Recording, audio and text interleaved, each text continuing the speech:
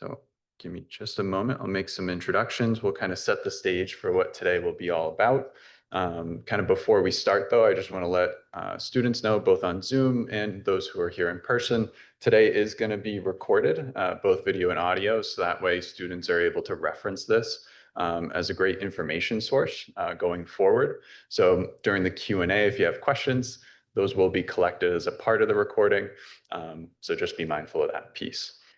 So my name is Josh Richards. I'm both a graduate student in the Masters of Education Mental Health Counseling program here at BSU, as well as a graduate assistant over at Career Services Office and internship here at BSU. We are joined by a wonderful team of panelists today who volunteered their time to speak with us all about careers in the helping profession. So today we have Dr. O'Malley from the social work program here at Bridgewater State University. We have Dr. Frost Calhoun from the clinical psychology program here at Bridgewater State. We have Dr. Bender, as well as Dr. Duquette from the mental health counseling education program here at Bridgewater State, which also encompasses student affairs counseling as well as school adjustment counseling. So we're going to kind of touch on each of these different kind of subsets of the field and talk about some of the nuanced differences, some of the career opportunities, bachelor level, graduate level, what it looks like to apply and go on to graduate school, kind of all the different facets that undergrad students might want to be considering ahead of graduation, right? As you all make decisions around your major, around graduate school, or around your career track. So why don't we take a minute now, and maybe if each of our panelists want to kind of just introduce themselves a little bit in terms of your interests, your focus in research, clinically, what it is that you're passionate about in this field, and then we'll kind of transition over to some of our broader questions oriented to the students. So maybe Dr. O'Malley, I'll kind of put you on the hot mic if you don't mind first. Yes. The light won't turn on though. Okay. I just want to make sure people can hear me in terms of, does it sound like I'm being heard? Is it coming over? No. Is that one working? Yeah, this one works. Maybe we can, there we go. Now it's working. Okay, great. Good morning, everyone. I am David O'Malley, and I'm a professor in the School of Social Work. And the piece that I would just sort of offer as introduction for me as an example is I came into social work not as an undergraduate. I went and got my Master of Social Work after I had completed a degree in a very closely related field known as agricultural economics with a minor in agronomy, which is soil science. And the piece that I would just say in terms of my own educational journey, it has been following my curiosity. And what I appreciate about Bridgewater State University in terms of the School of Social Work is we have students who come as well to this field because of their lived experience or following their curiosity. My own background in terms of scholarship is multidimensional. I'm very interested around issues of sustainability and environmental impact as we think about issues related to climate change. And so a lot of my focus has been preparing social workers to think both on the individual, organizational and community and global level to think about how do we address issues of climate impact, particularly on vulnerable and economically challenged and marginalized communities. And that's one part of my scholarship and focus of my research.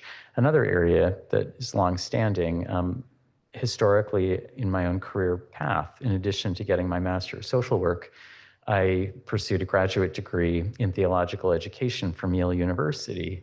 And I served as a university chaplain for 6 years in Cleveland, Ohio. And much of that work was working on a campus where there was a great degree of pluralism around religious and spiritual identities. And so much of my work that has continued has been around how do we attend to issues of spirituality, religious or non-religious belief systems as they impact people's identity and function within their lives. And so for me, helping prepare culturally competent professionals to attend to a complex element of human identity, such as religion and spirituality, is another part of my work. And then finally, a big part of my teaching is in the practicum, or what we referred to historically as field education. And this is where students are engaged in internships. And I'll just say, that idea of how do we think about applying theory to practice and the wide variety of ways that people come into practice, that's a big part of my scholarship of teaching and learning, and an area that I really, really enjoy. And I'll just sort of stop there and let other panelists talk about their own experience. Thank you. All right, am I mic? Okay, yeah. I'm Rihanna Frost Calhoun. The students usually call me Dr. Frokel because every part of my name is too long. So here we go. Dr. Frokel. I'm a clinical psychologist by training, and I teach in our undergraduate and in our grad program. We have a master's in clinical psychology program here. So I teach there in terms of theories of psychotherapy, sort of how do you take theory and science and apply it to practice.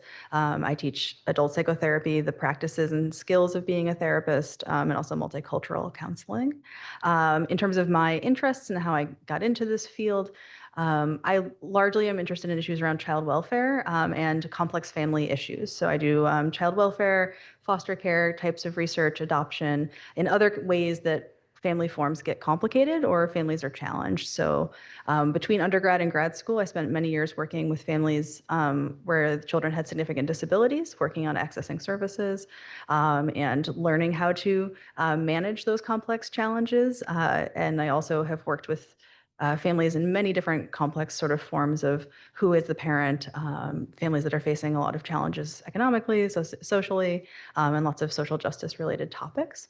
And across all of those things, I think a major clinical focus for me is trauma and thinking about how trauma shapes families and shapes identities and mental health. And so I teach a special elective on trauma and therapy, and most of my research talks to families in lots of ways. So I'm starting an honors project with a student, talking to non-residential parents. Just you have a kid, doesn't live with you, the child is under the age of 18, and we are trying to understand that experience because there's almost no research asking what it's like for the parent who doesn't live with the child. So lots of complex families and how we think about family in therapy and in mental health. Hey, everyone.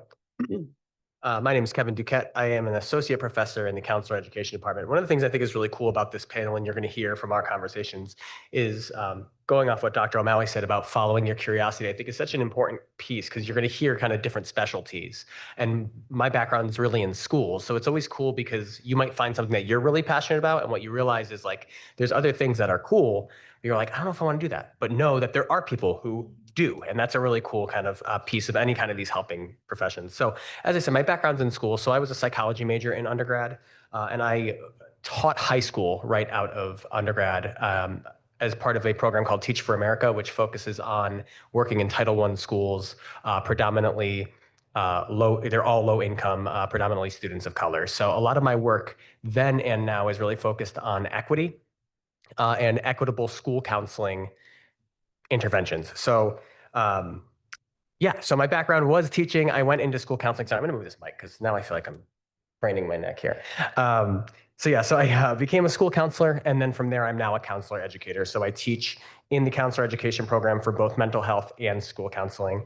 I'll talk today a little bit about school counseling, previously called guidance counseling, if you're familiar with that, as well as school adjustment counseling, which is a Massachusetts specific position. So I'll talk a little bit about those. But yeah, a lot of my stuff focuses on closing opportunity and institutional equity gaps as it relates to traditionally underserved and racially minoritized populations, and also stuff with trauma, which I think is becoming a much more important and noticed part of the field. So that's me. Morning, folks. My name is Catherine Bender, and I'm also an associate professor in the Department of Counselor Education here at BSU.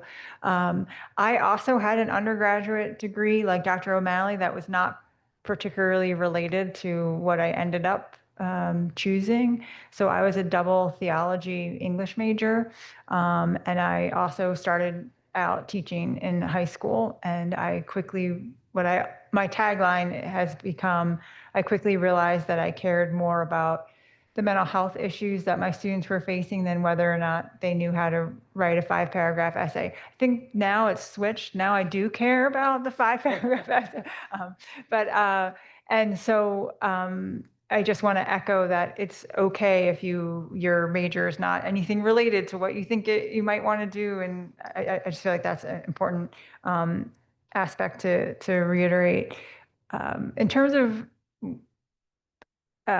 sort of my interest and my passion, it really lies in the intersection of higher education and mental health and wellness, particularly suicide prevention on college campuses. I've done quite a bit of work with graduate student wellness, particularly law student mental health, and really just advocating for the mental health needs of our students. So certainly we want to make sure that our institutes of higher education are preparing students for future careers, but also for life. And I think that we can't do that without focusing on their mental health and wellness. So I do teach in our mental health program. I mean, a lot of our classes are general. So whether you're in mental health, school counseling, student affairs, or school adjustment counseling, some of the classes overlap. So we refer to those as the general counseling classes. But probably the class I'm most passionate about teaching, and Josh could probably attest to, is either our career counseling class or the suicide prevention class. Awesome. Well, thank you all. And I think your introductions are a great segue kind of into the first portion of today. So folks on Zoom as well as here in person, what we'll do now is kind of transition to some general kind of ideas about what it looks like to work in these different settings and around these different topics that you've heard about today. You know, when you're moving into the field, either at the bachelor's level or at the graduate level, whether you're going academic and want to do research, or whether you're going into the career more clinically. We'll kind of talk about some of the more general themes in that, and then we'll transition to some more nuanced questions where maybe our panelists can get more creative about their own experience and provide some of those more nuanced insights that they all have. And then we'll transition to the end where we'll have Q&A opportunity for folks both here in person and on Zoom. And then we'll wrap it up from there, and there'll be a little bit of networking opportunity, and there's snacks and refreshments for folks here in person as well.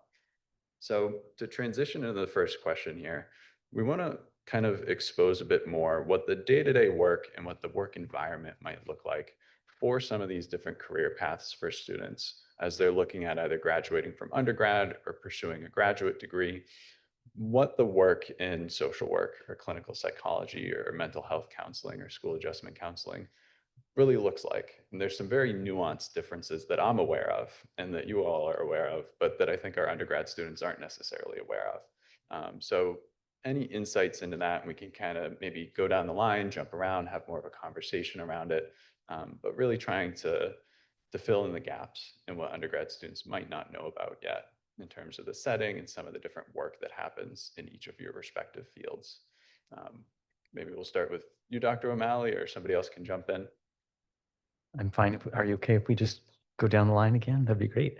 You know, a couple of observations that I would note.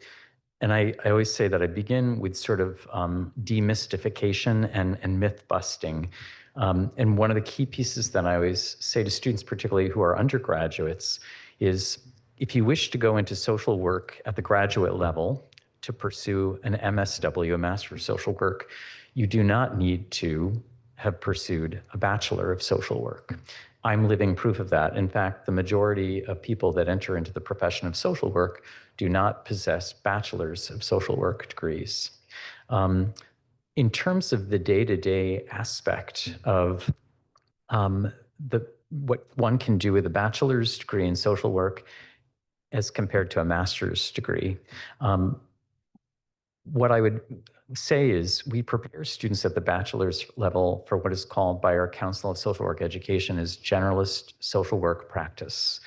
And that really is people that are engaged in the variety of tasks, including case management, assessment, referral, psychoeducational programming, support services.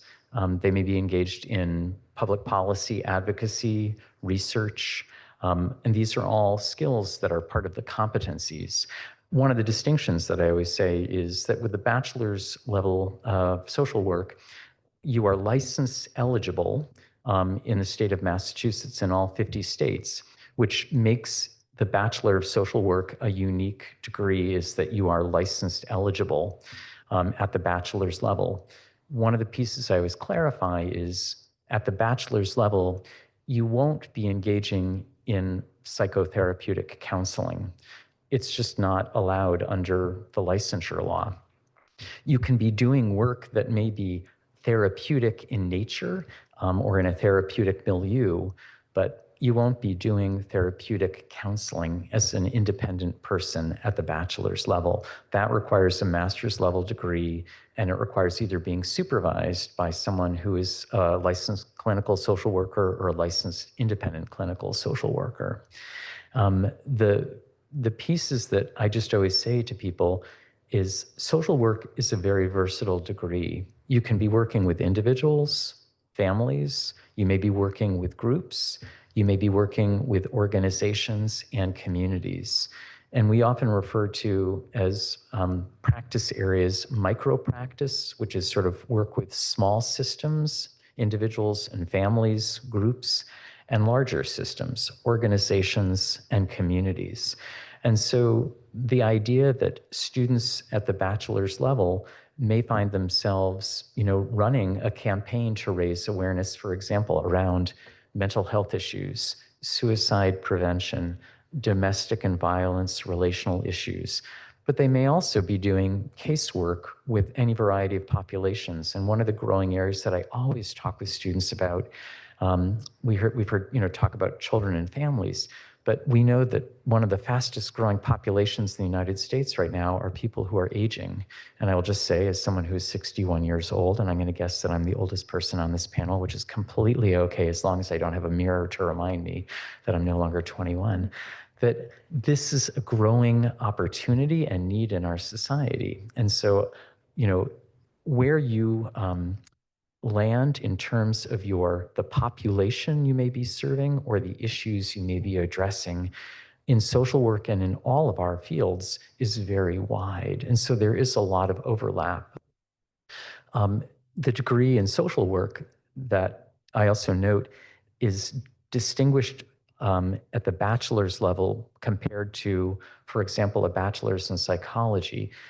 You have to do a 464-hour internship in a Bachelor of Social Work at Bridgewater State University. That's 2 full days a week. Generally in your senior year, you're under the supervision of a master's level licensed independent clinical social worker who's mentoring and supervising you. So we do have a required internship. Other majors at the undergraduate level, internships are optional. They may not be required. And I always say that to people because that's an important calculus I want students to think about around the emotional bandwidth and the commitment of time and energy, or even sacrifice, that if you are thinking, I need to work 40 hours a week and I can't give up my job, I say, well, that's something you may need to wrestle with and think about.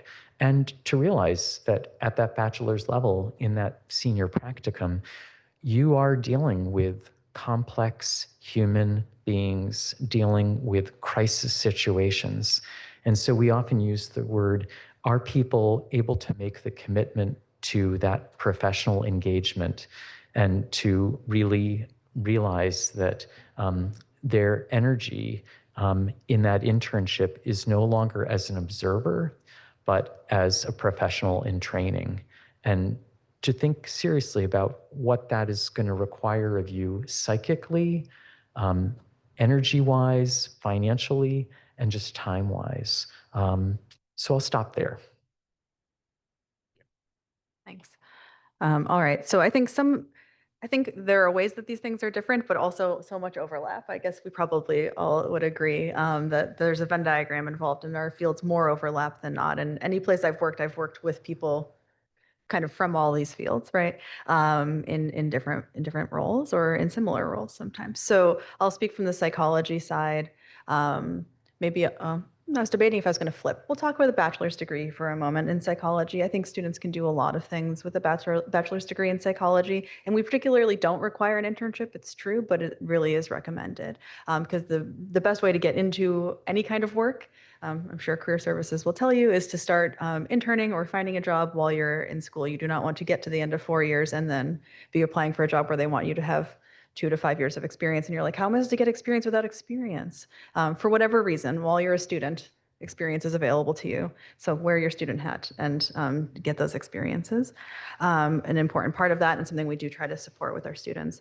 Students who leave a psychology bachelor's degree often work in either research, mental health, or in a social services field of some kind. Research, you can work at a university doing research assistantships, and it might not be a field that you know all that much about. But if you worked in a research lab as part of your psychology degree, which is something we strongly encourage you to do, and there's lots of opportunities to do, you learn things about research management and how to organize participants and ethics and IRBs and consent forms. And there are lots of hospitals and universities in the Massachusetts area that would love to hire someone who can do those things. So that's a great way to get involved in research more and think for yourself, am I interested in a research field? Am I interested in being this hospital sort of a field where we're doing some sort of medical study? You can do lots of different kinds of options that way. That's a job that I did for years as a research assistant in a field that I had never understood before. Babies who have strokes in utero, a perinatal stroke, a thing I did not know you could have. And then I spent years working in that lab. So you can have some of the experience and then learn a lot while you're in process. You can work in a lot of social service fields, even if you were not someone with a BSW and a license. There are many fields where you can do some sort of case management or other kinds of work supporting people in a school or in a nonprofit or a government program in some sort of a way. And that's a job I really recommend. It's a job that I did right out of school as a case manager of sorts, because my favorite part of that job was I got to watch everyone else do a helping job. So my job was just case management. I was just supposed to help you get all the I was a service coordinator. My job was to get you all the services that you needed. But I often went with families to those services. I wrote up the plan about how you could have your services. And while I was doing all those things, I got to watch, what does an occupational therapist do? What does a physical therapist do? What does the mental health person do? All of these different jobs. So it sort of felt like a career fair every day. And I was learning to work with people and support people's complex needs. And you can also work a lot in mental health with a bachelor's degree. And especially if you've done some internships and gotten some experience. We have lots of students who go into some sort of ABA sort of program, but also as behavior techs at the hospital, or lots of therapy adjacent jobs. You can be an in-home therapist support. There's a 2-person team. So somebody's a licensed therapist and somebody is their support person, but you go into homes to do family therapy. Lots of people do recovery support and related kinds of therapy or recreational kinds of therapy in places like nursing homes or with the elderly. So there are lots of many different kinds of options when you have a bachelor's degree. But thinking about clinical psychology and like where that field goes, if you're moving on in a master's degree or in a PhD, some of the differences I think have blurred over time. It used to be that we would say clinical psychology, it comes from a more medical model. Thinks of people as having a mental illness and that we are treating it like a medical doctor thinks about you having a physical illness and treating it. That is less and less true, and it depends a lot on the PhD program that you're going to. So if you're thinking about clinical psychology, you want to think about what is the focus and the approach that clinical psychology programs have. I went to a clinical psychology PhD program that very much thought about context and an ecological model of how all of the things that happen to you impact your mental health. Other programs might think more about this from a medical model. So you want to think about what fits you a lot as those things vary. But clinical psychologists do it all, from working at Bridgewater State Hospital. We have students in our master's program who work there for people who have a serious mental illness that is also related to crime, to college counseling, private practice, working with kiddos, all sorts of options there. So there's a broad range of things that you can be doing with those degrees at a master's and a PhD level. And the big thing that I'll say, I know we're going to talk more about these options, is if you want to be a therapist, there is no reason to have a PhD. That's maybe a hot take. But if you want to be a therapist and you don't want to do research or teaching or public policy work, you can do so much really good work with a master's degree. And so I don't want anyone to ever think I need a PhD to be a therapist. It's literally not true. Thank you. I heard a gap. That's a tough one to follow. I agree, though, completely. So, so going back to something that Dr. O'Malley said about like, there's so much breadth here. And I think, echoing what Dr. Frost Calhoun said as well, it's like the people who are on this panel are people that, as a school counselor, I worked with every day. They were part of our teams. So I'm going to talk a little bit about the school-based stuff because you are thinking more about working with children. So K through 12. So when we're thinking about the developmental spectrum of life, you're going from kind of 5 to 18.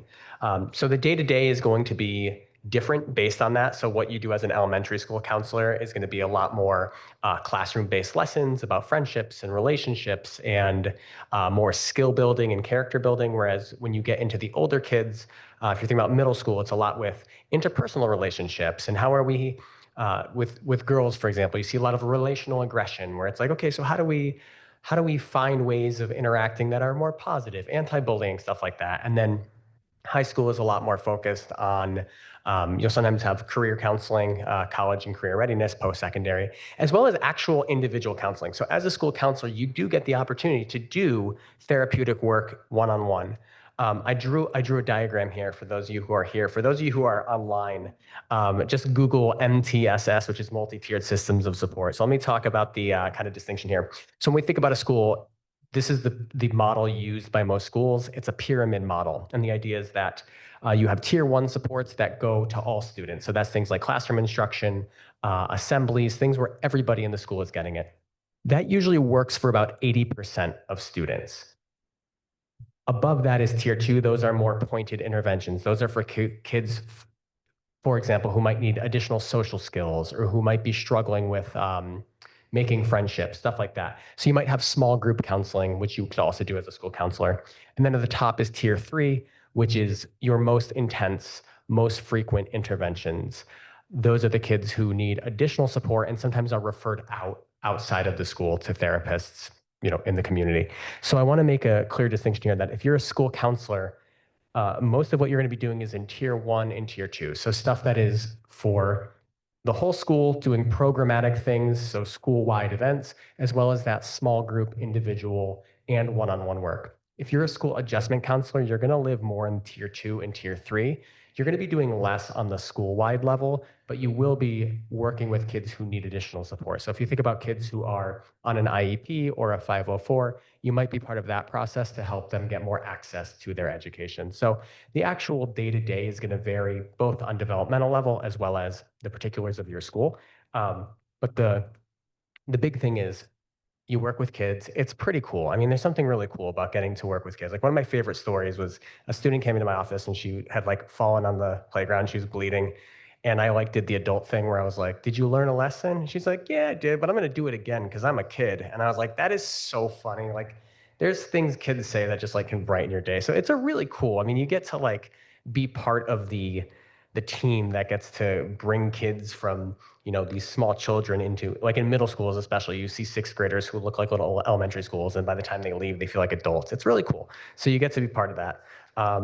In terms of education, so similarly, I do not think you need a PhD to do school counseling nor school adjustment counseling. In fact, that's one of the downsides of school counseling is there's not a lot of upward trajectory. Often there's not upward mobility there. You can work in administration if you want to, but that's a little more leadership. And usually people who go into counseling don't really like that side of it. I have seen people do a PhD in counselor education and supervision, which is what Dr. Bender and I have done.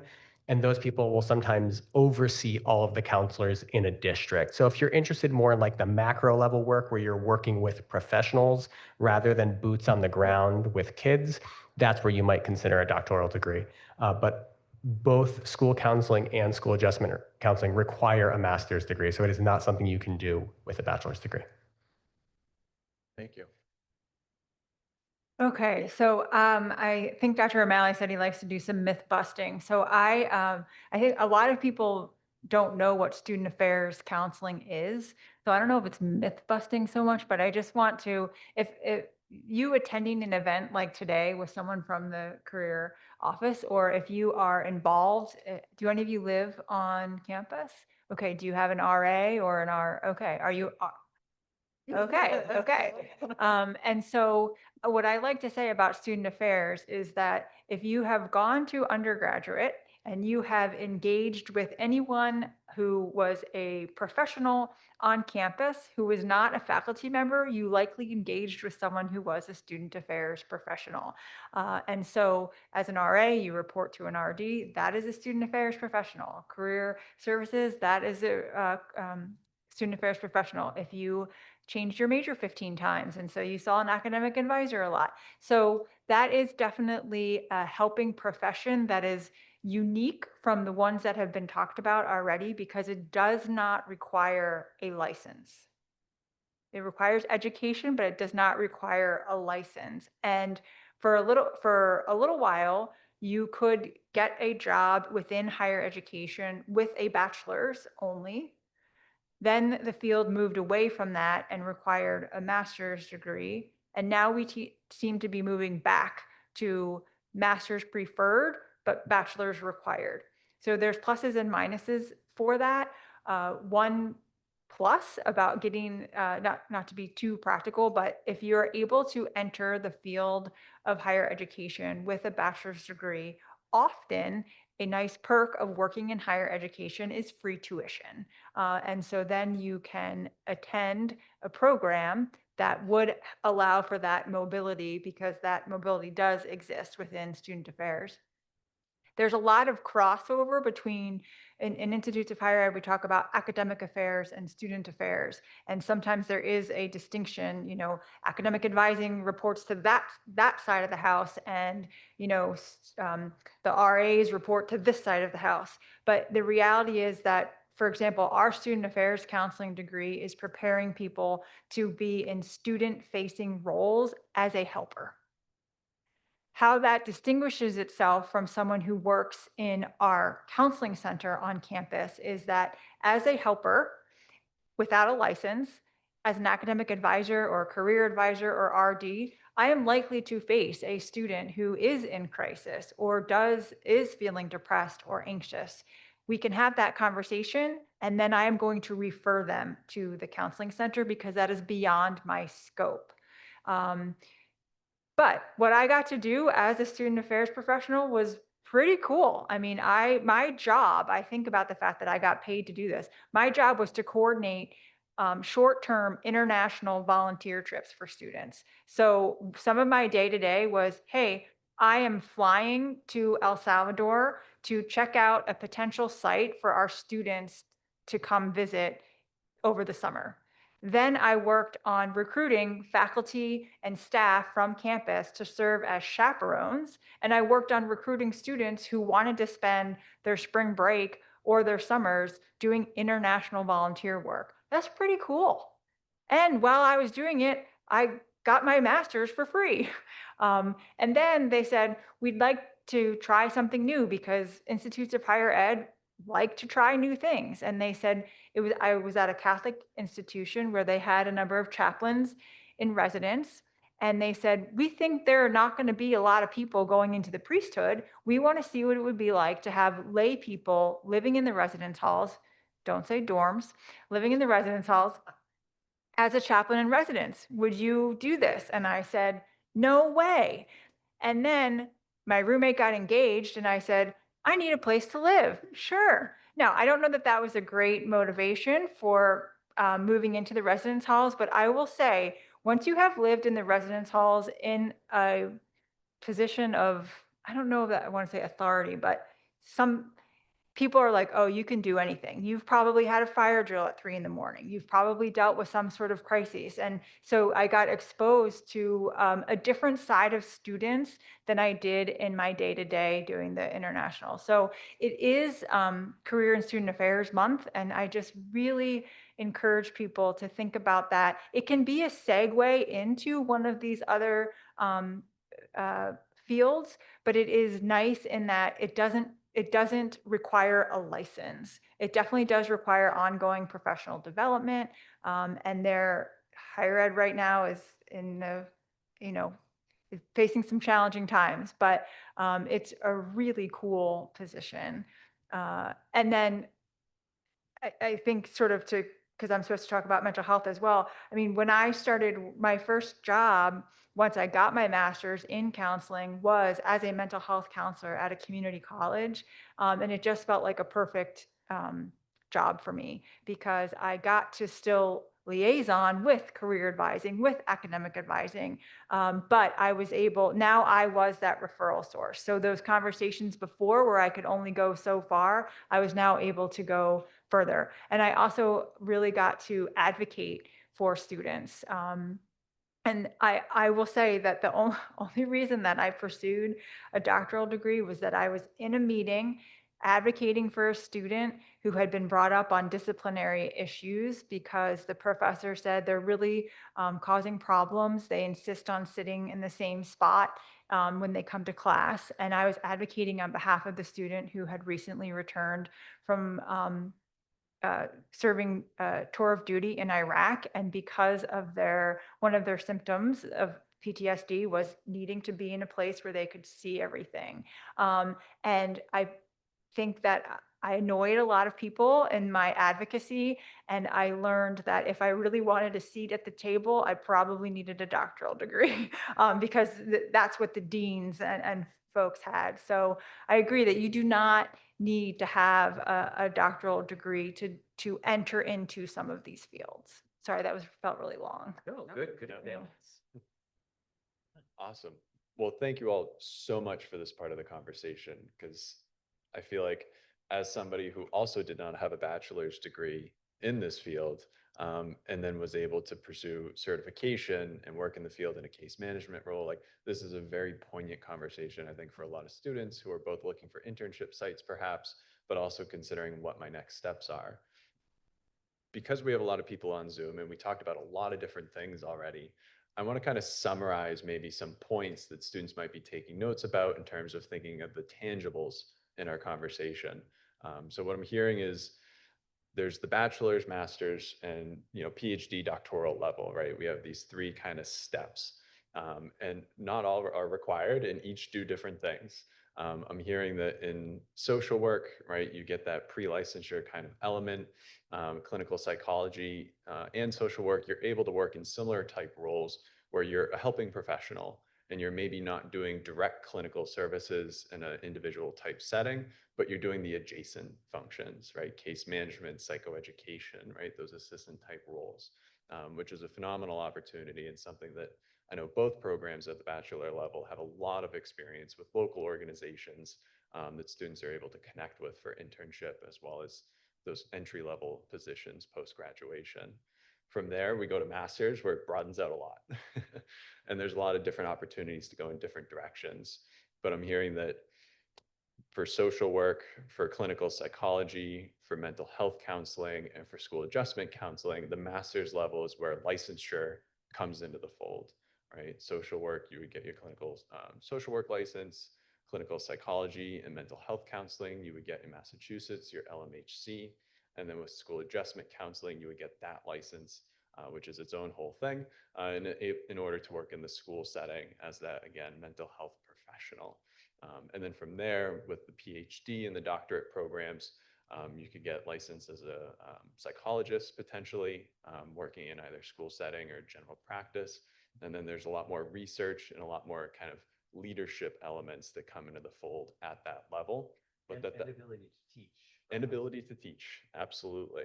So if folks are thinking research or teaching in an academic setting, a university, or want to kind of be able to sit at the table and advocate, like Dr. Bender had explained, that doctoral level sounds like it might be a good fit. If you're looking for the boots on the ground, working with individuals as a practitioner and an advocate, it sounds like the master's level is where a lot of this fits into place. And then the bachelor's level is that opportunity to get your feet wet, to be that advocate, and to be in some of those adjacent roles that are still within the helping profession, but not at a licensed level yet. Does anybody have anything to add with that summation? I just want to say that what Josh just did is a counseling skill called summarization, and he did it beautifully. So well done, Josh. Yes.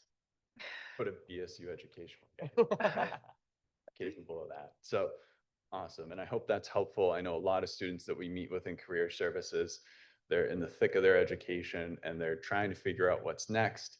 And these sorts of things are what come up. And a lot of times there's just a lot of nuanced elements that students aren't aware of. So we're hoping that this is an opportunity for you all to kind of get these insights and to get this feedback on behalf of this panel and all their expertise. So what I'd like to do now is to kind of transition, unless any panelists have any additions, we'll kind of transition into some nuanced elements. I was going to just add one piece, just as I was sitting here thinking about, even for students to think about the value of particularly either double majors or at the master's level, the idea of dual masters. And I always just say, any one of our degrees can be combined. And I know students who have taken, for example, an MSW degree or a BSW degree, and then they've decided to pursue an MBA or a law degree or even a nursing degree. And I think that that idea of thinking about your degrees as part of your toolkit. And we all know good tradespeople have many tools in their toolkit. And what I would just say is, think interprofessionally. And I think all of us have talked about that explicitly or implicitly, is the ability to work across or with other professions is really, really key. And that's just one piece I would just add in there. And I agree. And also, I just wanted to make sure that we got a chance to talk about sort of what training experience you should have in advance of applying, because I think sometimes students will sort of end up stuck and have to take some extra time because they didn't know that some experiences are expected at different levels. So for psychology in particular, at either the master's or a PhD level, we are looking for you to have some kind of research experience and some kind of clinical experience. Those don't have to be huge jobs or that you've had publications necessarily at the master's degree level, but we are looking for you to have worked in the field. I know it's a common misconception is that students think it's bad to take a break, or that it'll look bad if you go directly from bachelor's to master's, but we genuinely expect you to. It is actually more strange to us to see, or at least in our programs or places that I've worked in admissions, to see you come straight through, because we want you to have experience before you go into being in charge. So it's okay to go straight through if you have experience, if you have been able to build that with your degree, but you're developing maturity, you're developing expertise in some area, you're figuring out what populations you like working with or what things you're great at and what things you aren't. And the more of that you do before you go spend money and time on a degree, we actually like to see you show up, and it makes you more prepared to use your education well. So there's nothing wrong. You're not taking a gap year. I took 7 years between my bachelor's degree and my PhD, and I recommend it to everybody. I mean, maybe 7 feels long, but at least some time. It's not, unlike going from high school to a bachelor's degree, it's quite the opposite. We're looking for you to come back with experience, not to come straight through necessarily. So you want to have some research experience and some clinical experience of some kind for us, more for the PhD than for the master's degree, but I think anywhere that you can get those experiences is good. And then just to talk about as a PhD, and I think this is true for all of us, but probably the most for clinical psychology. If you are thinking of a psychology PhD, we work on an apprenticeship model, which means that you are literally picked by one person. So you are going to apply for your graduate program and you have to meet basic minimum standards. But the way you get selected into a PhD program is that your research, which is very specific in interest, matches your advisor, who is going to choose you to come work under them while you get your PhD. That is how clinical psychology PhD programs work. It might be a little different for other PhD programs or other doctoral programs, but that means that's why you often need some time. You got to figure out what your research interest is to be able to tell someone, when I was going to my PhD, I was saying, I am interested in adoption and foster care issues and queer families. And I looked for the people across the country who are doing adoption and foster care related to mental health and queer families. And I applied to work with those people, and one of those people picked me, and that's what I did, right? It doesn't have to be quite that channeled, but it has to be pretty prepared, because literally my application just went onto my advisor's desk and she decided who to invite for an interview. It's just that person. And so when you're thinking about a PhD, a researchy PhD like a clinical psychology PhD expects you to be that prepared with what is it that I want to do here and what am I going to do with my degree, and you have to match someone. So it's quite different than like, oh, I think I can get into that school. That's not how PhD programs work. A master's degree more will work that way. So just that's the thing that often surprises students when they're like, I think I can get into UMass Amherst for a PhD program. Like, that's one, a very competitive school, but two, to work with which person, because you're not trying to get into the school, you're trying to get a person to pick you. That makes it sound like it's a popularity contest, but you're trying to fit into somebody's team. Awesome, thank you. And I feel that that touches on a point that we talk a lot in career services about ruling in and ruling out options, right? And that's a big part of this conversation, is not just to get that information and that knowledge base, it's also to help in that process of ruling in and ruling out. If that sounded incredibly interesting to you, right, and you have something that you are already queued up for, like, this is my passion point, this is what I want to research, right?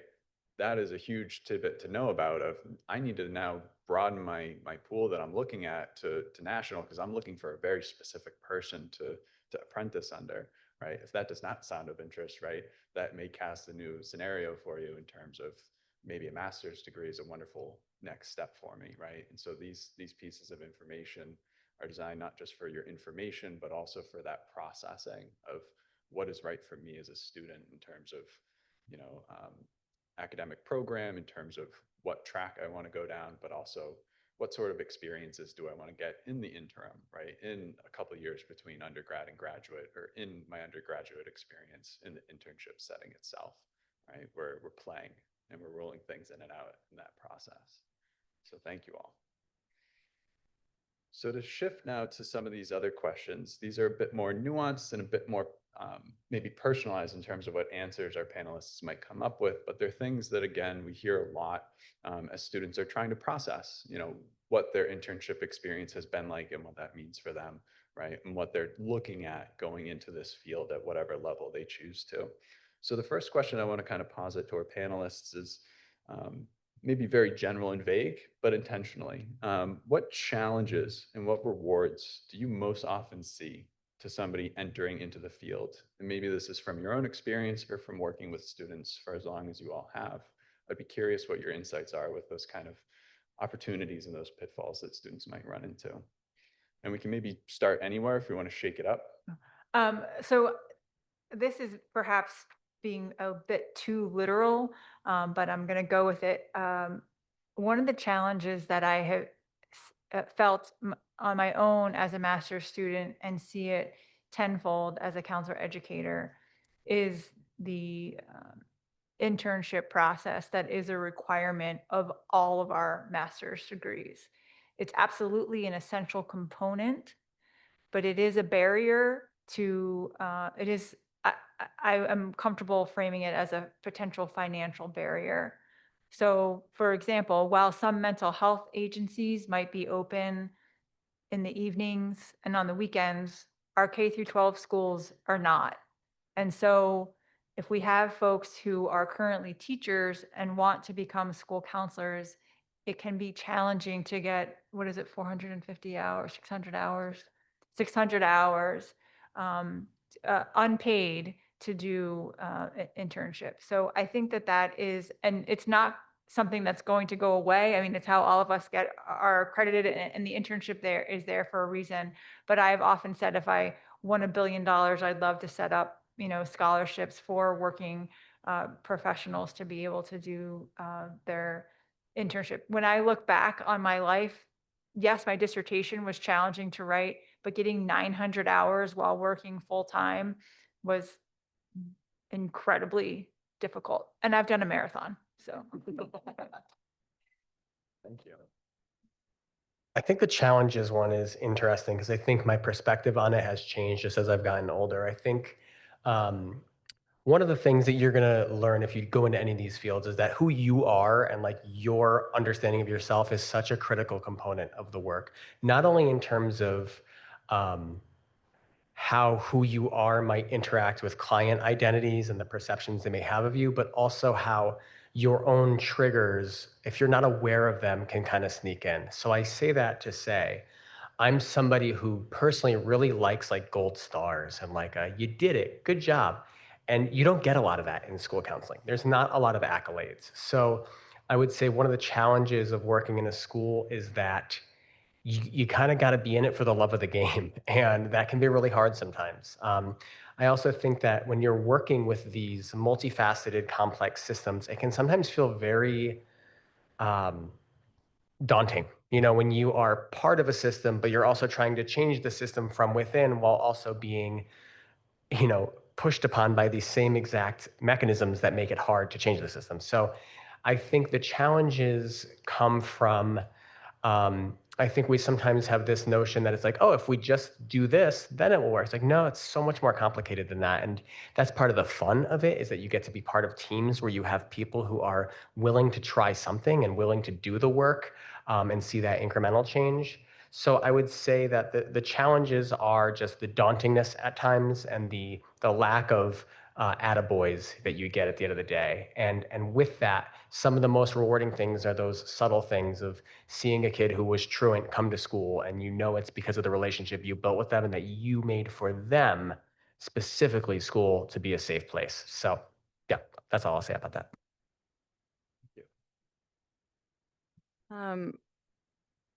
Yes, okay.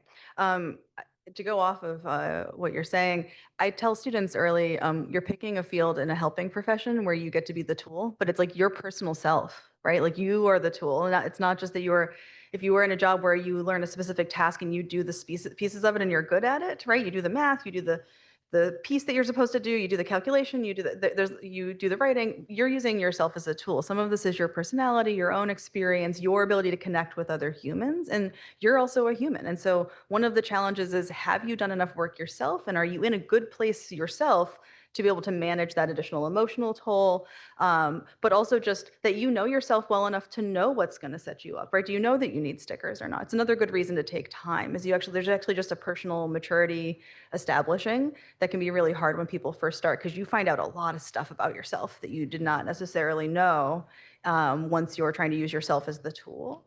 And additionally, a thing that I find with new people to the field or to the training, a big challenge is if you don't know enough about the world.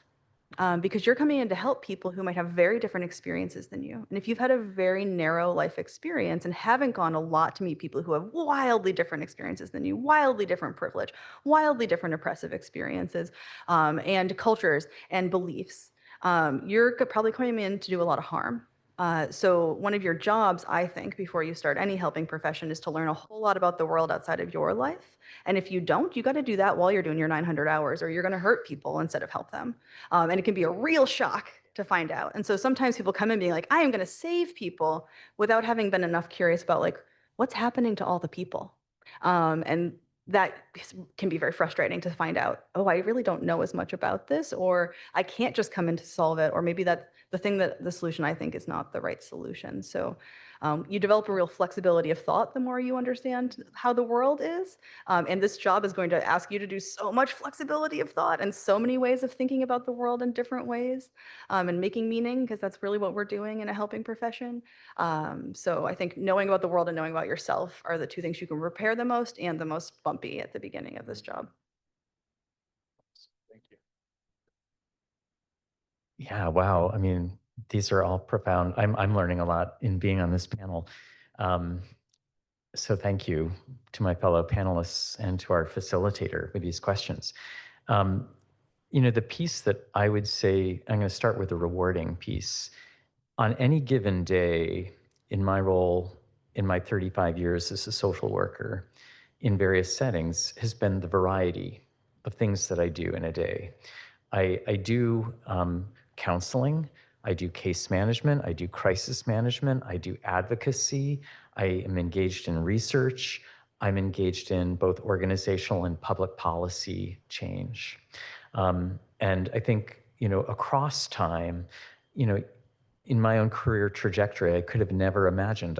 My first job out of my master's program was with the Cleveland YMCA, working as a college chaplain and community organizer in higher education. And then I went into work around substance use prevention work and addiction treatment services. And then I was a higher educational administrator in residence life for first-year students in their first-year experience of how do students make that transition. And then, I've done consulting work with groups around developmental disability services or aging services, or people being affected by refugee and immigrant experiences. And all of those have given a variety and a depth of learning. So I feel like every day I am learning something. But the piece that I will also note, that Dr. Frost Calhoun has noted is this idea of the challenge is there's so much that I think that I know, and then I come to the realization, oh my gosh, there's so much that I do not yet know. And that ability to live in that space of not knowing or of not being able to necessarily solve a situation. And there is an existential part of this about how do we deal with human suffering and the human experience when all that we perhaps can do in any of our roles sometimes is to accompany people. And that is a spiritual practice. And it's not that you are going to always be the technician who finds the solution, but your presence may be that which is most restorative or beneficial for that person. And even when things do not go as you would hope, the ability to find deep meaning in that work. And so I say to people, similar to all of my colleagues, the power of experiences and setting aside one's own ego, because this work, if you are going into this work because, and I hear this from people, I just want to help people, and that is a good and noble piece.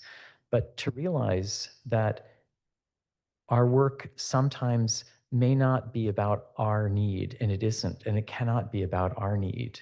But hopefully, that we will find meaning, even if our own needs are not met, that there's deep meaning in this work. And to even note at a certain point, when is it time to say, I think I may need to have a change? And that may be an important piece of discerning our vocations, is just as it's important to say, yes, this is what I am able to do. To receive supervision and feedback is an important, challenging part for all of our professions. And I think all of us have benefited from good, honest, candid feedback. And I just will even note, as part of our educational process, the advising and supervision that we have both received is what we have to say to students is, this may not be the profession for you, or this may not be the time for you, and to help in a dignified and respectful way to discern those very profound questions so that ultimately, whatever your path may be, you can take these skills perhaps in a different setting or in a different profession. And I will just say, I've had people who are colleagues who've been brilliant clinicians, but they'll say, I am burned out. I can no longer do this work. And I say, how good of you to be able to recognize that, and how good and healthy for both yourself and that you do no harm or damage to other people or to the work of your colleagues or your organization that you're affiliated with. And those are challenging and deep conversations to have, but I would want us to honor that. And I think all of us have talked about those are challenging pieces, but they're also ultimately the important questions of our lives and spirit and of our authentic self. Awesome. Thank you all. I feel like the conversation and the things that you all just, provided to students is a whole new element that we haven't touched on yet, right? And honestly, we don't touch on in career services necessarily, but for a moment, right? We talk a lot about, we're entering this field, we're looking at internships, we're thinking about graduate school, we're thinking about career licenses, education required, right? We think about the tangibles, right? We think about those steps. There's this whole other element of being personally prepared. And each panelist you just heard talk about in different ways on that same theme, right? Of both the opportunity and the challenge almost simultaneously is being able to meet people where they're at, being able to hold space for another person as they are, and being in the place yourself as the clinician to do that ethically and effectively while taking care of yourself at the same time. But it's quite the juggling act. That's quite the skill. That's quite the thing to kind of develop and step into. Fortunately, we have wonderful programs, right, and a long education track to prepare us for that. But I'm really appreciative that everybody essentially touched on those themes of self-care, of self-discovery, of making sure that we're navigating, right, what we're bringing into rooms so that we can be there to be the helper, right, in these different roles. And I feel that, regardless of what direction students may choose to go in, that's going to be a major piece. And I know it's a major theme in all our education programs here at Bridgewater. And it's one that gets reinforced, but it's definitely something for students to be cognizant of. So thank you all. Welcome. So we'll kind of shift into some of these other questions here, and maybe some of this will kind of follow some of these themes. I'm going to kind of jump a bit because some of this we've kind of duplicated coverage on questions. But I would be curious, two of these questions that I've given to the panelists, what advice would you give students just starting to explore these professions as an undergrad student? What advice might be given and how that might differ for students just starting out freshman, sophomore year, or students kind of closer to graduation? And maybe that next question too is kind of synonymous with it in terms of if you're in the audience today, what question might you want to ask, this panel, knowing what you know today, having been in the profession for a long time? Maybe both of those we can just bundle together and answer however you like. I have a very practical piece of advice that I give students all the time, which is do it in reverse. So think about some jobs that seem cool. Go to the website of who is doing that job, if they'll show you who's on their team, and see what their qualifications are. Go the other direction, right? Because often we sort of see the career paths and you sort of know the idea of like you can get all these degrees. If the goal is to have a job, right? If this is a vocational task, look at who has the jobs. So often people will tell me, well, I want to be a director of a clinic, so I need a clinical psychology PhD. And I'll say, let's look up 5 clinics you'd want to work in and see what their director's license is. Do they have a social work degree? Do they have a master's degree in psychology? Do they have a counselor ed degree? They might have lots of different degrees. So let's see it from the other side of like, what are people doing? As like just a first step to thinking about if that job seems interesting to me, what are the ways you can get there? Because the world is more broad in terms of your options and your opportunities than it might feel like. And I think that can be really empowering for folks to see what is available to you. So just as a practical piece there. And then I think the thing to also think about is just get the experience however you can. Internships, jobs on the side. Career services is your friend on all of those pieces, but also talk to faculty in your departments because also seeing it and being in that space is a great way to figure out what seems like a good fit for you and what might not be a good fit for you, and be open to the idea that it's okay for it to not be a good fit or for it to be a good fit. What makes you excited about doing the task? And also just don't count yourself out. So often students tell me, I don't like research, so I don't want to do that. So I can't do anything that's research related. And when I start to ask them about like the research experience or why they think they don't like research, often what they mean is I am afraid of math. I'm a qualitative researcher. I don't do a whole lot of math these days. So before you count yourself out of any of those things, I couldn't possibly talk to people who are angry or do you know that or not yet? Like there are ways to sort of get curious about that. So take the opportunities available to you before you count yourself out of something that you might think you hate. I thought I would hate having men yell at me, and it's one of my favorite parts. I mean, not my favorite, but it's one of my best clinical skills is being yelled at by people that I thought I would struggle with. And actually I started doing it and I was like, oh, I am good at this, right? You might not know like what lights you up until you try it a little bit.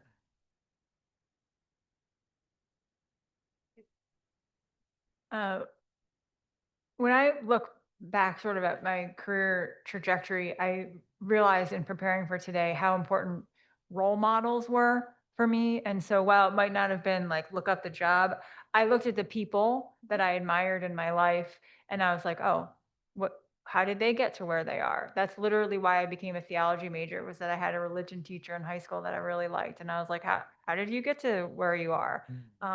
And that has been significant. And I will often say to students when they're like, I really want to be a school counselor. I'm like, okay, in the state of Massachusetts, do you want to be a school counselor or do you want to be a school adjustment counselor? So really kind of have an understanding of what is it that draws you. So what is it about those individuals that they were my role models? And also very practically, some of the positions that I've taken have been out of a financial need. I'm in education. I'm never going to make $1 billion, but I was deciding to be transparent between social work, a master's in social work and a master's in counseling. And this was back when you had to like hand write an application. And I was submitting the master's in social work application And I was talking to the individual there, and I said, this opportunity came up where I might be able to become employed by a university that doesn't have a social work program, but has a counseling program. And that person literally said to me, if you can get your master's degree in counseling paid for, you should not even submit your application for the MSW.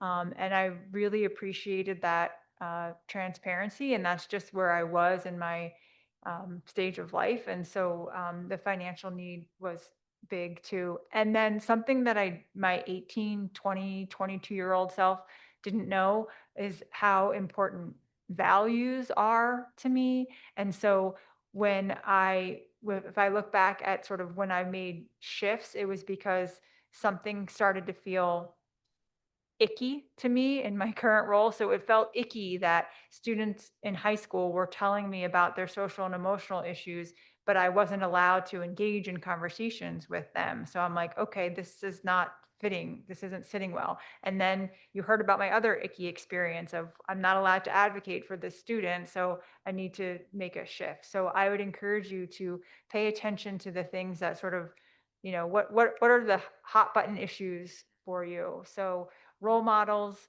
financial need, and values. Thank you. You go ahead. Okay, all right. Yeah, you good. Thank you. So funny, Dr. Bender said values and I just wrote down values. So, oh no. No, but I think it speaks to like, I wrote know thyself as well. So I want to say something that if I could give a piece of advice, I think it would be similar to what we've said here, which is be open and be curious and also be willing to critically examine your values. So I think about my 22-year-old self was like, I don't care about money. I don't care about anything. I just want to help people. Right. And that was a decision. And it doesn't mean that people who do value money and do value having a lifestyle that is more, fancier, that's in some way worse, right? So I think it's important to know what your values are, but also be willing to critically examine and change them, and be open to opportunities, because even if it's not something for you, it will teach you something about yourself through the process. I think something I wish I knew if I had been sitting out there as well. I think there's a certain level of intimidation to have, four people up here, all doctor, whatever. And I think when I was in my undergrad, there was a sense of fear of like, oh my gosh, I can never do that. And I think having gone through the doctoral program, it was the recognition like I didn't have to be super smart. I just had to be persistent. And, it's not about like being a genius, right? Like something I say to my students a lot is I say teams are just people. I think sometimes we have this notion that like, oh, once you work on policy, then you know all the answers. Like, no, going back to what we've said time and time again, this work is complex. There are moving targets, and teams are just people doing the best they can with the knowledge they have and making an honest try at it. So all that to say, be open and don't count yourself out because of titles and things like that.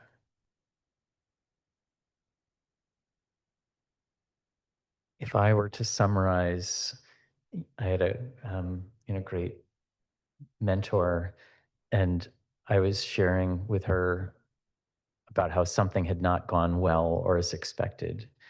And she said, David, you are becoming an expert on making sense of things when they don't go right and learning from your mistakes.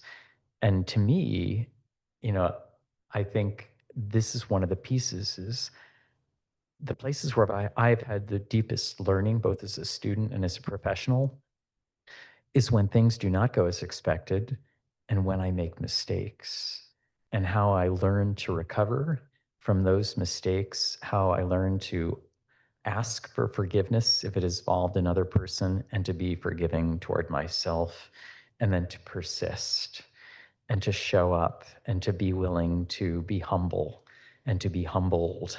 And I think that's part of this process, and I'll just say, much of what I think we're talking about here is vocational discernment. And, there's a great writer, actually, ironically, a theologian, Frederick Buechner, who said, vocation is that place where your deep hunger and the world's deep hunger intersect, and where your meaning and what the world needs to make meaning of intersect.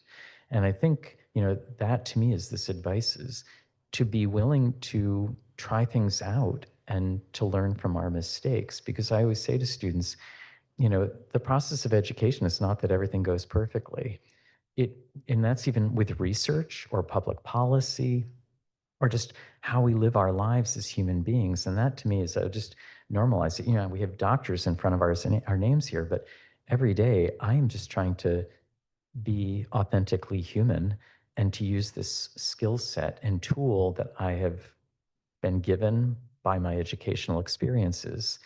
And to me, that's what I would just say to all of our listeners and our students is there is not one right way to achieve your goal. And the likelihood is, there's not going to be a perfect path. There's going to be a lot of detours.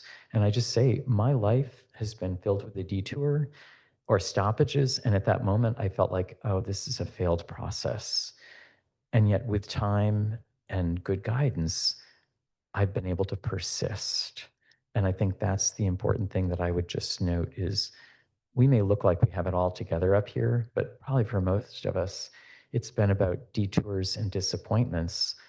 And in looking back, you can begin to say, oh, yeah, that has made me who I am.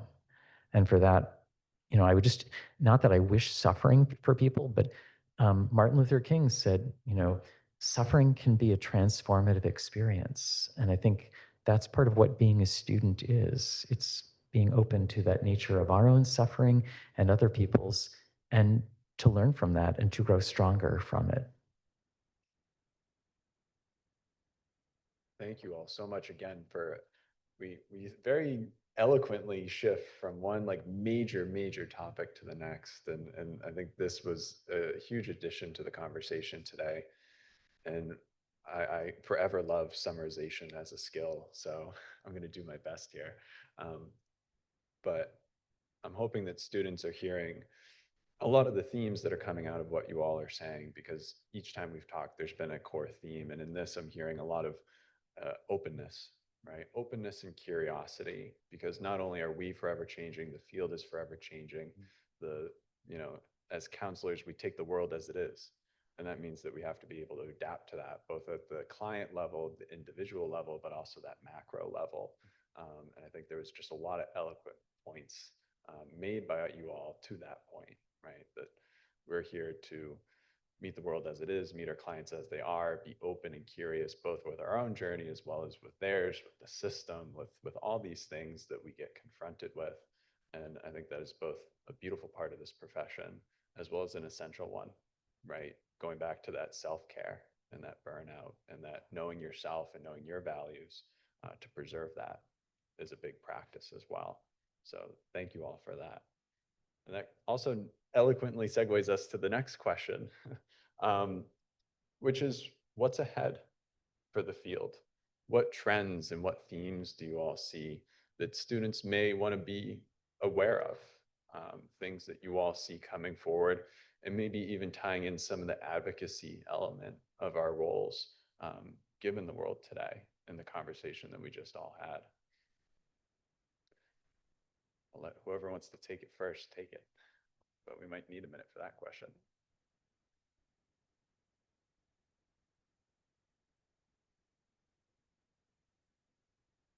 Take a stab at this. So I think we are in an interesting time historically right now. So I think it's really difficult to know what does this work look like going forward. But what I do know is that it will be needed, and that what people will need is to continue to be seen and to continue to have their experiences validated. On a more practical level, I think that we're going to see a lot more trauma-informed approaches and recognizing the long-term effects of those things. And with that, I think, when we think about trauma, just how complex it is. So thinking about things like racial trauma, intergenerational trauma, how the societal systems work on the individual. I think that's what we're going to see. And I'm hoping it's with a really positive light towards betterment and equity for everyone.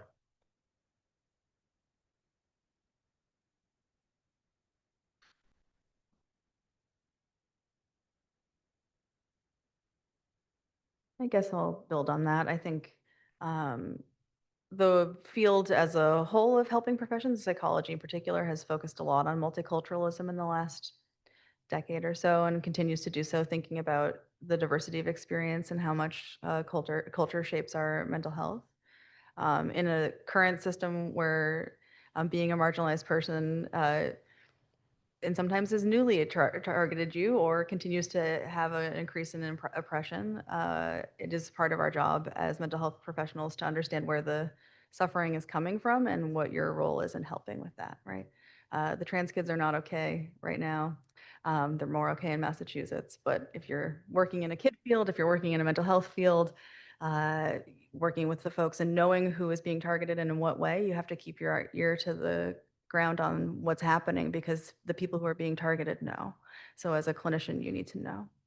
And one of the things I tell my students quite a lot is first conceptualize what the problem is, and then you treat the part of the thing that is causing the problem. So if the problem is a systemic issue, we shouldn't be treating it at the individual level unless that's the only option. But there's usually some amount of all of those things. So if we're in a helping profession and the problem is that the school is discriminating against the kid you're working with, sure, we want to give them some tools to feel better while that's happening. But if you're not also trying to make that stop happening or get the kid to a better place, you're not really doing your job. And I think more and more we try to train that, but also it is just always part of what we do to say, where's the suffering coming from and what part of that is your job or can be your job. We can't just say, I want to help this person feel better in a situation that is never going to be safe for them. So I think that's a big part of sort of what we're always doing right now. The advocacy is both helping a client to advocate for themselves, helping clients feel empowered to do that and safe to do that, and doing it yourself and being involved in ways your client will never know.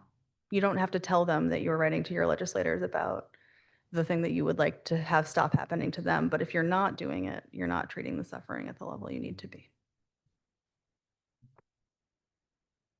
I show an image in the skills class, the counseling skills class of, I think it's technically a, a bat boy whose job is to sit on the sidelines.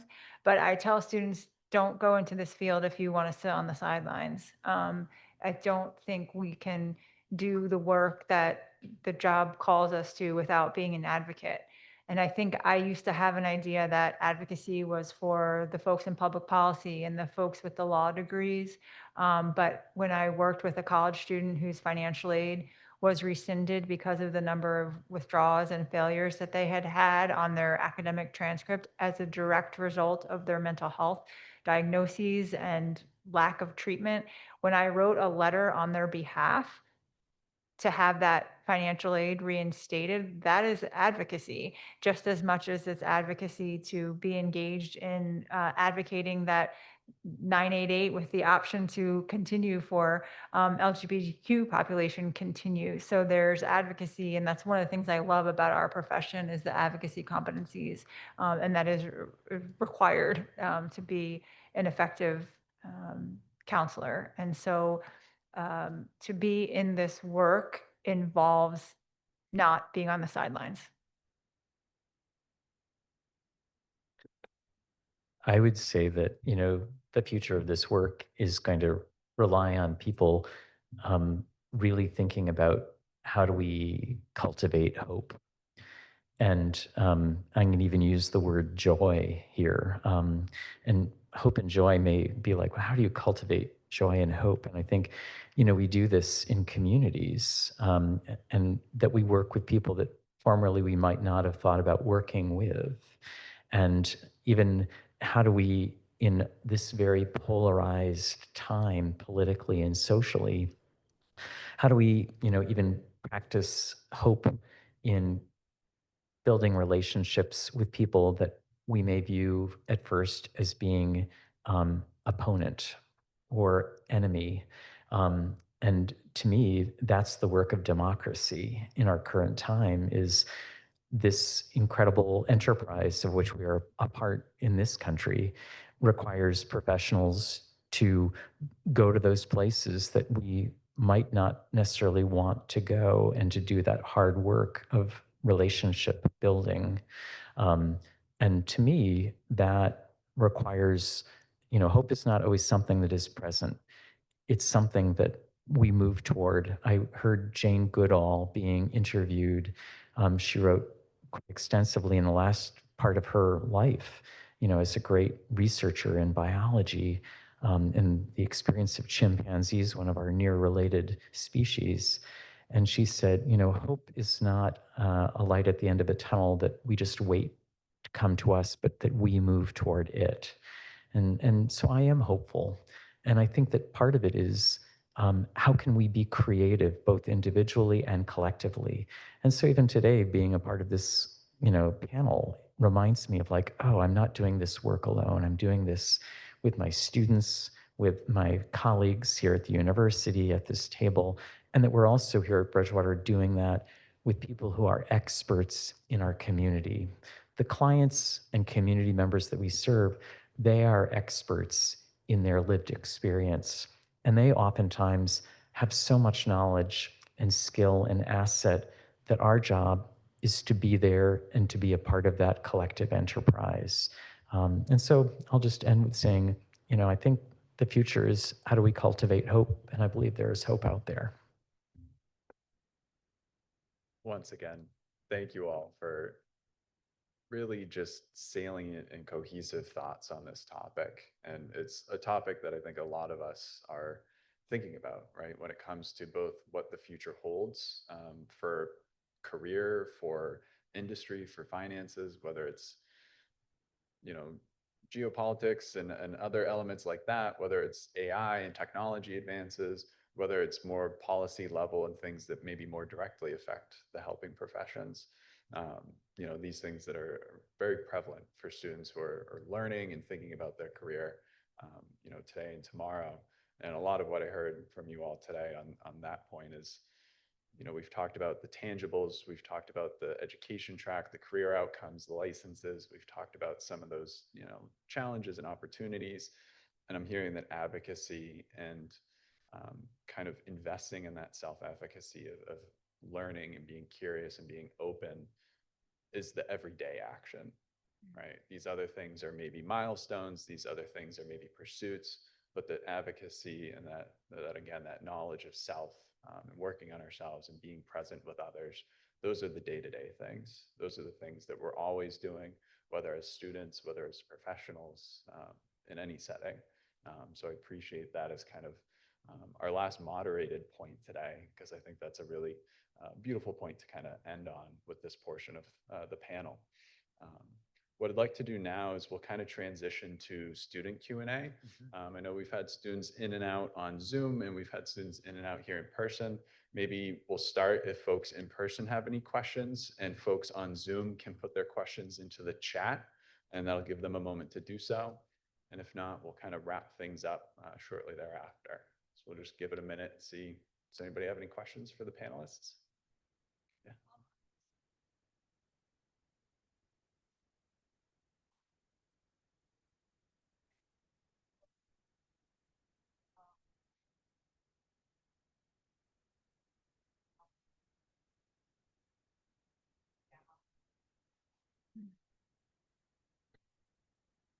So the question being, if you're working with someone who is deeply affecting you or impacting you? I think if you're, I guess my first answer is if you're working with clients and you're doing it right, they all deeply affect you. So part of this is being able to tolerate being deeply affected, right? I say it especially all my young clients. I see a lot of young adults who do quite a bit of risk taking because that's developmentally typical. As they're leaving, I always tell them, like, be careful, make good choices till next week because you're precious to me. It's true. Like, hopefully you do it for other reasons, but also you're precious to me, and hopefully all the people we work with are precious to us in some way. But the most practical answer is you have supervision, and you always should have someone that you're talking to, whether it's peer or someone who's advising you. Somebody's talking to you about what's happening. And that's both when you have caught that thing is impacting you and you need help, and when you don't know and you're talking about it and someone can say, whoop, I think this is impacting you in a way that you might not know. And so we have to always be talking to other people about what we're doing that are in the field. It's built into all of our fields to have some sort of supervision or consultation. about who you're working with. And if that person is impacting you in a way that makes you less good at your job, that's when you help to refer that person to someone else, because we actually can't do everything. And if that is impacting your ability to do that thing well, sometimes the best thing you can do is have some humility that you're not the best option.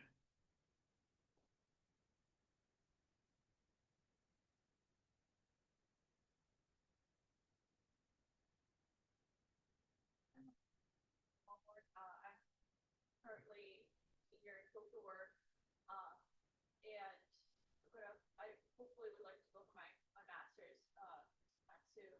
Um, I guess I've put myself in some work situations where I've had some experience, and I'm currently in my internship right now in real world skills right now, putting the skills and tools I have to our clients.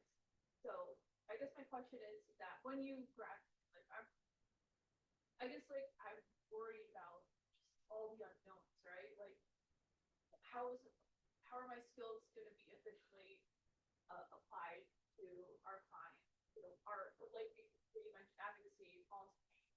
Um, how did you go through those emotional hurdles? Because like for me right now, it's like oh my god, like it's a realization of like the next like transition in my life. You know, I think that your question about how the unknowns, dealing with the unknowns and all that may be expected of me. And I think, the important piece, and this goes back to this idea of in looking for a job, is doing the work just as a place of employment, they are interviewing you, is to remember that you are bringing your skill, your talent, intellectual and physical labor to this place, and that you should be interviewing them to make sure that they're supporting you, right? And giving you guidance and helping to set boundaries, because we can't do it all, particularly as a beginning new professional at the bachelor's level. You have skills and talents and knowledge to bring to bear, but so too that organization needs to be the right fit for you. So find your own agency and ask them, how are they going to support you in your continuing development as a professional? Because just getting a degree does not mean you are a finished professional, right? And all of us, we are continuing in our developmental process, which is why we have continuing professional education requirements demanded of us for our continuing progress and licensure. And I think that if you can, find that place where you feel there's a goodness of fit and that people are able to offer you the support that you need, that's going to be the right place for you. And I think it's important to consult, with people, your professors here, even to think about that. Here's how my interview went, or this was my gut. And sometimes there's not like an easy, check off list, but it is sort of listening to your spirit and your intuition and saying, does this feel like it's a good fit? Are these people equally concerned about what they can do to support me as what they can take from me? Because there is a little bit of an exchange, right? This is a workplace piece, but hopefully you'll find that place. And that to me is, the reality of being able to say yes to that which you feel good about, or to say, yeah, I don't think this is the right fit. And there's no shame in saying that too. I hope that helps a little bit. You bet. I don't have any practical advice other than to just like normalize what you're going through. So I think like it is a big transition. And I think especially when you're going from undergraduate to whatever post undergraduate is, there's this sense of like, oh my gosh, like I don't know, I don't have a map anymore, and there's so many lenses and paths you can go. And it's like, I don't know which one to take. So I just want to validate that experience is one that can feel sometimes, again, I use the word daunting, it can feel daunting. And I think some of it too is not feeling like you need to make a choice right now. I think that's one of the things that I learned was like this idea like, oh, I need to know what the next thing is. And some of it is just kind of sitting with that feeling and knowing it exists. And it's also just the complexity. Like when I was a teacher for high schoolers, it was the first time in my life that like my efforts personally didn't lead to an output. And that was such a strange thing for me because up to that point, it was like, if I study well and I know this stuff, I can do it. And like, now I'm working with real people who are complex, who are bringing their own stuff, and I can, you know, work until I'm blue in the face, and some kids still might not get it. And what does that mean for me and where I find value and meaning? So I just want to normalize that experience. It's totally part of the process, and it's just an unfortunate part. You just got to be in as it happens. And I think both people have already talked or making the important point. We have this sort of false dichotomy that you finish school and now you're done, right? But you're just taking the next right step. And all of the jobs you ever have are training for the next job after that one.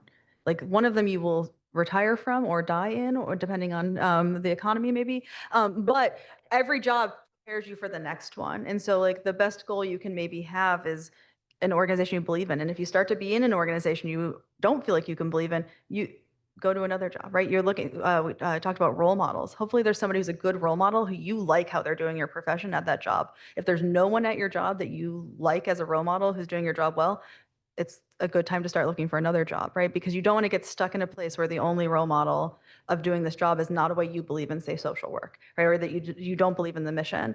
And it's both about finding a fit, but just like life is a series of continual training opportunities where you learn something from everything, and you never actually just like get out and you're like, ta-da, I'm done. That's not ever how it is. And I think we sort of graduate folks and it feels like, am I supposed to be done?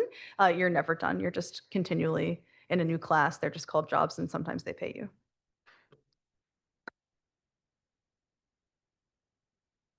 I'll add a little bit to this as well, just as a current graduate student in one of these programs. Just like they're all describing, right? That process is never ending. And I think both as undergrad students, as grad students, and then as professionals, if you're going into the helping profession, you will be in the most conducive environment to be getting support and learning forever. If that's not for you, I'm sorry, that's what it is in the field. It is an extremely nurturing and just growth mindset space. Understandably so, right? People don't go into the field unless that's an element of their being.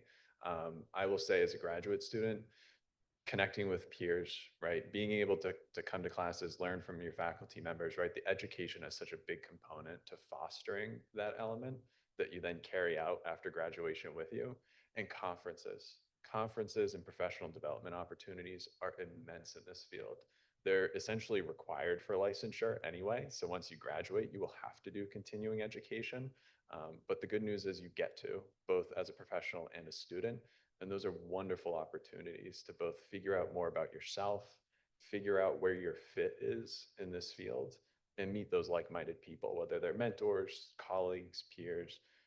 There's a ton of opportunities in this field to help nurture that element and help create maybe comfort, if not, fill gaps of the unknown in the future. So there's a lot out there in this field for that element. Yeah. So we do have one question on Zoom. Considering the differences for hands-on work and more therapy settings, so more of the boots on the ground kind of element, is mental health counseling degree more beneficial, or is clinical psychology degree more beneficial? I think this is where the Venn diagram comes into play. I mean, my students get frustrated because my answer to just about everything is, it depends. And so it depends. I would say in the state of Massachusetts and at Bridgewater specifically, a master's degree in psych and a master's degree in mental health counseling, our students are going for the same thing. They're going to become licensed mental health counselors. I think something that I didn't always pay attention to and would advise anyone who wants to go into the field to think about is, where do they intend to live and practice? Because the rules vary by state. And so that would be, I don't know, that's my immediate response is, it depends. Yes, I agree. Yeah, you can go to either one of our programs and get an LMHC, the licensed mental health counselor license. We're actually accredited by different bodies, but they're very similar. They're similar in lots of ways. I think there are specifics to what each of our programs focuses on more, or the structure of our programs that might fit better for different students. Our the LMHC program through the psychology department is a small cohort model. So you are part of a specific group. There are 15 or 20 of you in a particular year, and there's maybe more opportunities, or at least we have opportunities for doing research if you want to, if you're thinking about your career. We do some more mentoring to think about the various directions for psychology. Again, I'm sure there's similar opportunity in other ways, but thinking about where you live is an important one for licensure. That's something that you want to find out, just like where will you be allowed to practice and what will you and will you not be able to do. There are some things an LMHC cannot do that somebody with other licensure, like an LICSW, if you want to be a clinical social worker, or somebody with a PhD, can do mostly things like section somebody if they need to be involuntarily hospitalized. So there are some small barriers, and there are some places where you may have different opportunities for like supervision and that kind of thing, which is a good way to sort of look at what the requirements are for job opportunities. Indeed is great for thinking about that, or we can help you too. But it is largely very similar, and about how do you thrive and are trained best? Because any of the ways you can learn to be a therapist, there's a lot of overlap. We do more of the same thing than different. I think one, oh, Please sorry. go ahead. One thing that I might say is that the counseling profession really grew out of vocational guidance. No one uses those terms anymore, but we do have a focus on, we recognize that career and personal counseling blend. Right, where we might be more talking about mental health, or more on the might do more talking about more severe mental illness in some spaces. And I would just add, that this idea of where you wish to live and work, I think is important.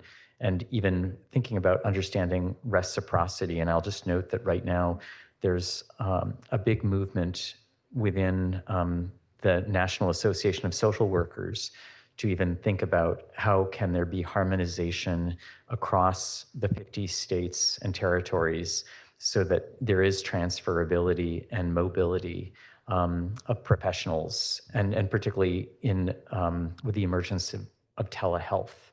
That now COVID has really challenged us to think about these state boundaries, and when we are realizing that there is such a shortage of mental health counselors, and the NASW, in its own research says numerically, social workers are the largest provider of mental health services nationally, numerically.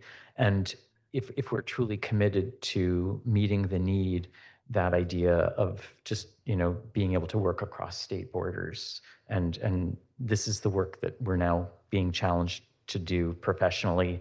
And I think all of us are, we set aside sort of the turf areas and saying we have a national mental health crisis. So how can whatever your calling may be and whatever the opportunity may be, to be able to get your degree and then have flexibility of where you can practice or live. And that's an important piece overall.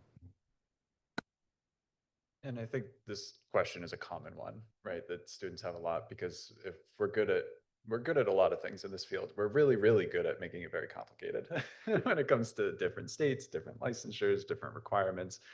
I would say that that is a very nuanced and more in-depth kind of element that we could have a whole panel just on licensure elements alone for each of these respective licenses. I think to one of the points brought up earlier, a good place to maybe start with the end in mind and work your way backwards in terms of what do you see your role, your day-to-day duties, the setting, like where do you see yourself? And let that inform what license you might need to pursue or want to pursue, and let that then inform what programs you might then go to Bridgewater's website or another university, or reach out to your advisor, or the admissions rep from each department, right, to get some clarifying questions to really solidify once you've kind of honed in on this is where I maybe want to go, this is what would be required of that. What are all those little nitty-gritty pieces that do vary widely and are ever changing? I know the LMHC is also looking at the national kind of model. And so there's a lot of changes in the field, right? Those are things that are ongoing. So having those individual conversations with an advisor or a mentor or somebody from admissions would be helpful to kind of get more insight into those detailed pieces. Any other questions? I don't see any others on Zoom. Yeah. I guess,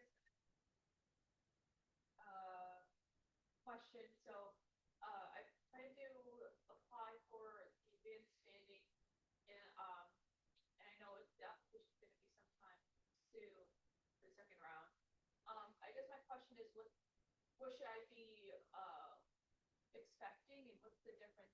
Yeah, is there a difference in application versus the advanced standing versus the regular application? Yeah, and this, I failed to mention this, so I'm glad for the question. You know, one of the benefits, if you get a Bachelor of Social Work, um, and if you meet the criteria that's set by the individual school, and every school sets its own criteria, you can apply for what is called advanced standing, and it saves both time and money. Basically, the senior year of your Bachelor of Social Work counts as being equivalent to your first year of your MSW. So, what normally, if you took separately, might take 6 years full time, with an advanced standing, which can be a competitive process, you know, in terms of seats and grades. But it can save time for the candidate and money, if you will, in credits. And I will just note at Bridgewater, I know our deadline is January 10th. And basically we just, you know, say to students that you should consider, if you feel like you're a good candidate. I am the BSW coordinator. I always defer those questions to my colleague, Wendy Champagny-Williams. But I also say to students, you know, at Bridgewater, we live in a degree-rich environment. And while I love the fact that people may wish to come to Bridgewater if they've been here at Bridgewater, I also say, you know, being able to be a student at different institutions broadens your horizon and allows you to experience resource-rich and diverse faculties, research opportunities, public policy opportunities. And I always say, consider your options. And I think any one of us can talk about how formative it was. You know, it can be, and I hear this from Bridgewater students, oh, I just want to stay at Bridgewater because it's familiar and I like it. But one of the ways you can really broaden your horizon is by going to a new institution, either here in Massachusetts or to other parts of the country. And that is, the context matters in your education. And I just want people to have a broad, rich experience in that regard. I'm not the answer, but like, if I wanted to pick out another school, I gotta worry about finances, right? So would it be financially more responsible to come here or to stay in another state school? I'm not gonna know that answer. I think it depends on who you are, how you frame your experience, and what that school may be looking for. I'll give this as an example. Where I did my doctoral degree at Case Western Reserve in Cleveland, Ohio, I had a dean who I knew, and I saw him at a national conference. And he said, David, if you have a student or a couple of students that you consider highly qualified, he said, I will make it such that it would be no more costly for that student to go to Case Western Reserve University. So I had a student a couple of years ago who went and did her master's in Cleveland, Ohio. It changed her world and her career trajectory. One of the things that we benefit from having a low cost price point in our tuition. What we necessarily don't have compared to other schools is other schools have incredible resources of endowments and scholarships and fellowships and research opportunities that may actually make it almost at the same cost or in some cases even less. And I'll give this example. My student that went to Cleveland, Ohio, the cost of living in Cleveland, Ohio, and quality of life is incredible. You can get an apartment where you share an apartment with 3 other people and you might pay $500 as a portion of your rent. And when I tell that to students, they're like, what? And I'm like, yeah, we live in a very expensive part of the country. So doing your homework about what is the true cost and opportunity, can make a huge difference.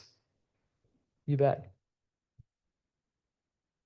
So what I'd like to do now is kind of pull all these strings together and wrap us up. And even just in that kind of, scenario case, right? I'm hearing a lot of know your values, weigh out these different pieces and be open to other opportunities that are out there, and don't rule things out for yourself, right? Let other people do that for you if it's going to be the case.